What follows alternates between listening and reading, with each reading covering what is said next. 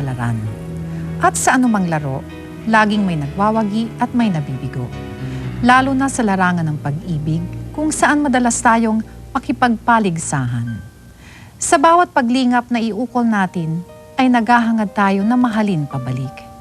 Ngunit, paano ang mga nasasawi?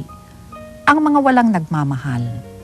Sa kanilang pag-iisa, kaninong tungkulin ang sila ay damayan? Tunghayan po natin ang liham kasaysayan ng isang gurong nagngangalang Venus.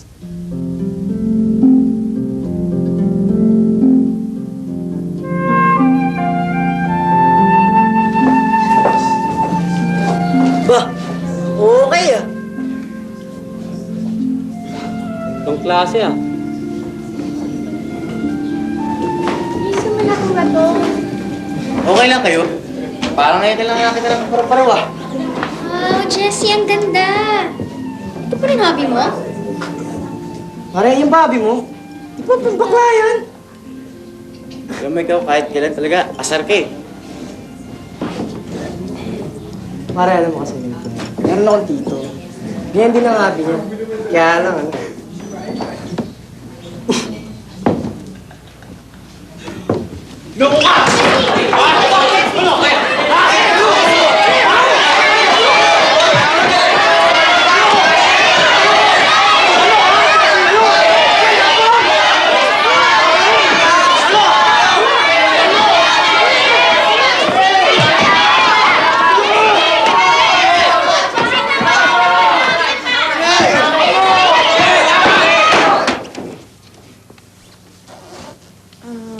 Good morning.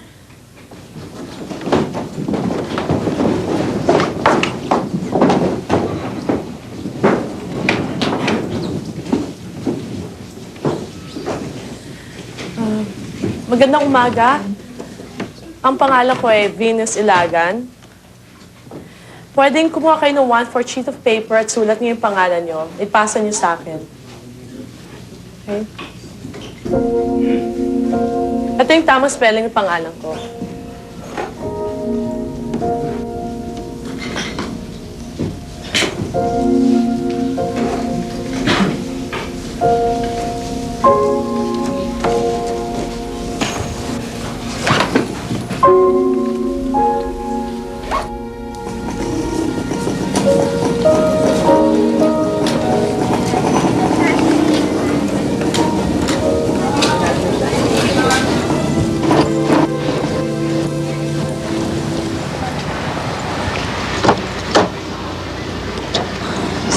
Ano, pupunta ko muna sila Mel at Arman. Tapos, alas 5? Oh, sige, sunduin mo pala 5. You have a nice day, Ingat. Ingat ka. Ingat ka, ha. Of course. Kita tayo mamaya. 5. Bye. Bye.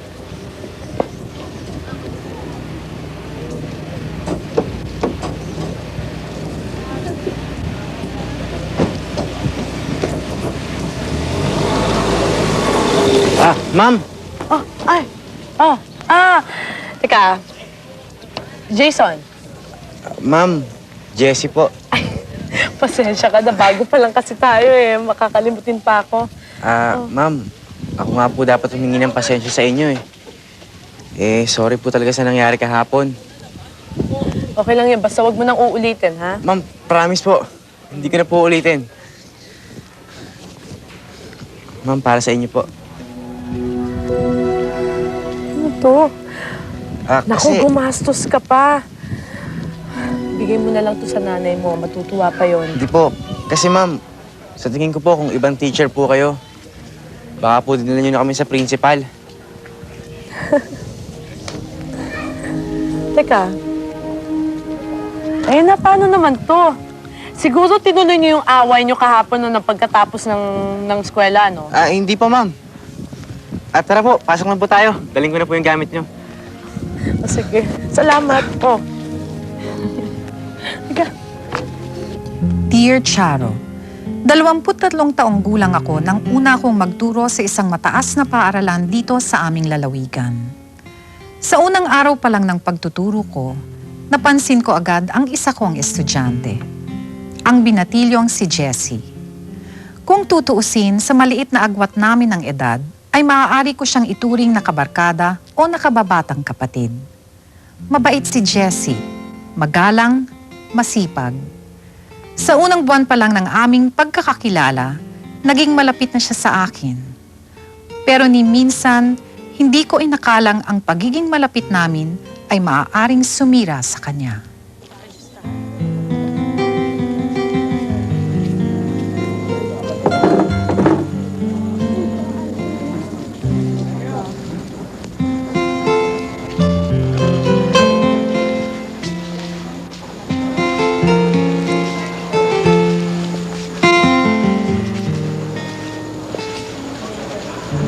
Baka sumobra naman ang talino mo niyan. Oh, Ma'am Venus. Makikishare, ha? Oo kayo.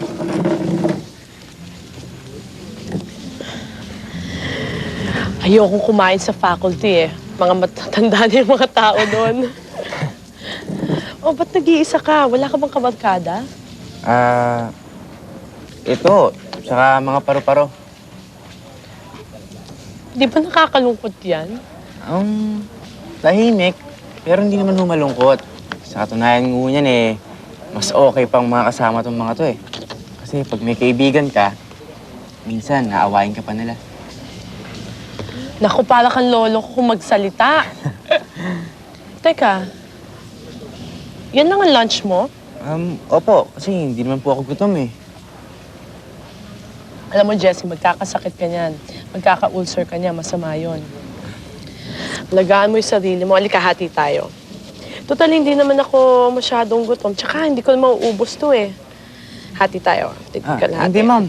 Wag na ho. Wag na po. Wag na Nako, po. hindi. Hati tayo. Hindi ko mauubos eh. Yan. Thank you ma'am. Para saan? Yan lang eh. Hindi naman po dahil dito kaya ako nagpapasalamat eh. Para saan?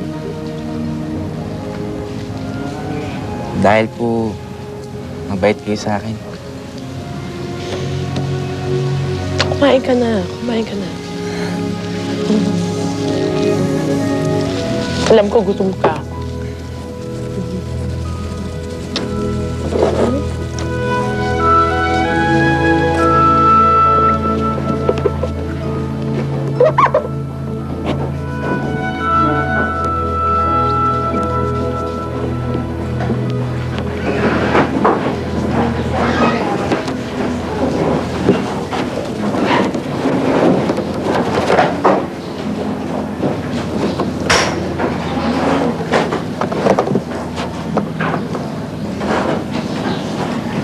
Hoy, tapusin mo muna kaya assignment mo, no? Bago mo atupagin yung paru-paro mo. Alam mo, kahit iwanan mo yan, hindi yan lilipad. Ikaw ang makialam. Para kanino ba yan? Si Ma'am Venus. Eh, di ba ilang beses mo na siya niregaluhan? Net. Iba to. Tignan mo nga. Oh. Saan ka makakita ng ganyang kagandang paru-paro? Teka nga muna. Nililigawan mo ba siya? Ano naman sa'yo? Baliw. Anong sabi mo? Wala.